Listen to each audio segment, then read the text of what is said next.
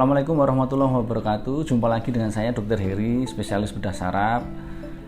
Saya banyak menerima pertanyaan dari beberapa pasien, keluarga pasien juga tanya mengenai bedah epilepsi. Apakah betul epilepsi bisa dilakukan tindakan pembedahan? Nah, untuk itu kita akan coba bahas dalam vlog kali ini.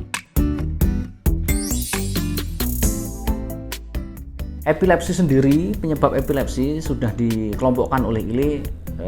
Etiologi atau penyebab epilepsi dikelompokkan menjadi 6 besar. Yang pertama itu kelainan struktural meliputi kelainan perkembangan otak misalkan. Kemudian infeksi, ini merupakan penyebab yang tersering juga yang bisa menimbulkan kejang dan epilepsi.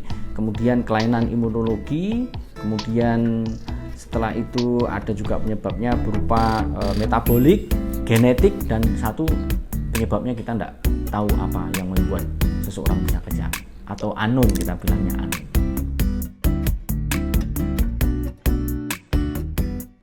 Terapi epilepsi, apa saja yang bisa dilakukan untuk menangani kasus epilepsi? Dibagi jadi 2 besar setidaknya. Pertama dengan obat-obatan.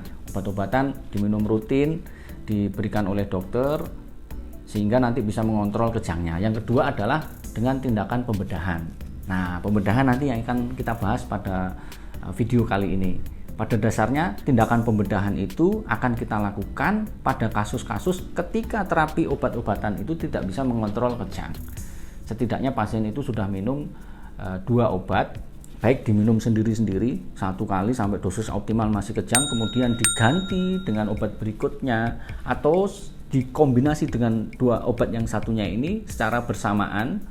Dengan kombinasi 2 obat ini ternyata seseorang itu masih mengalami kejang sehingga mengganggu kualitas hidupnya. Maka pada pasien-pasien yang seperti ini harus kita lakukan evaluasi apakah tindakan bedah akan memberikan efek yang optimal untuk kontrol kejangnya. Jadi yang pertama tadi itu kita katakan sebagai drug resistant epilepsi atau epilepsi kebal obat. Nah, berikutnya ada kasus-kasus juga yang mungkin kita harus lebih aware, lebih cepat untuk melakukan tindakan epilepsi, bedah epilepsi, terutama pada kasus anak-anak. Karena pada kasus anak-anak itu otaknya sedang tumbuh. Nah, ketika kita melakukan intervensi, otomatis kita bisa banyak melakukan tindakan yang bisa menjaga agar otaknya itu berkembang dengan baik. Kalau kita biarkan, justru perkembangan otaknya nanti tidak bagus karena ada sumber kejang yang ada di situ. Makanya kita harus mesti lebih agresif untuk penanganan kasus epilepsi pada anak-anak. Ada yang namanya catastrophic epilepsi. Jadi epilepsi yang memang susah untuk dikontrol dengan obat-obatan. Ini banyak sekali sindromnya, seperti misalkan West syndrome, kemudian hemimegalencephaly. Kasus-kasus seperti itu adalah kasus-kasus di mana kita harus lebih agresif untuk melakukan tindakan pembedahan. Sedangkan prinsip pembedahan itu sendiri itu ada 2. Yang pertama adalah tindakan pembedahan yang terapeutik, artinya itu kita melakukan reseksi sehingga nanti efeknya itu langsung optimal dalam mengontrol kejang. Ini bisa kita lakukan misalkan pada kasus epilepsi temporal, di mana sumber kejangnya itu hanya terfokus pada area temporal saja, sehingga ketika kita bisa melokalisir sumber kejang di temporal ini, kalau kita lakukan tindakan pembedahan dengan kita ambil lobus temporalnya seperti ini, maka outcome-nya itu bisa sampai 70-80% meningkatkan kualitas hidup penderita, bahkan mungkin bisa 70-80% itu bebas kejang.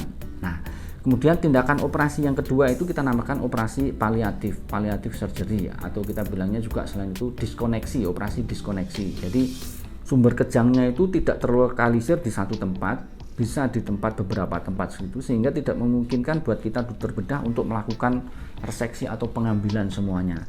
Sehingga yang kita lakukan adalah tindakan paliatif atau diskoneksi, kita putus jaras yang menghubungkan antar otak. Yang paling sering misalkan dengan tindakan corpus callosotomy, di mana kita men-split otak menjadi 2, sehingga koneksi antara otak kanan dan kiri ini kita pecah di 2/3 anterior corpus callosum. Atau juga kalau dia terlokalisir ternyata di salah satu hemisfer satu sisi, seperti pada kasus hemimeg di mana otaknya membesar satu sisi, itu kita bisa lakukan namanya hemisferotomi.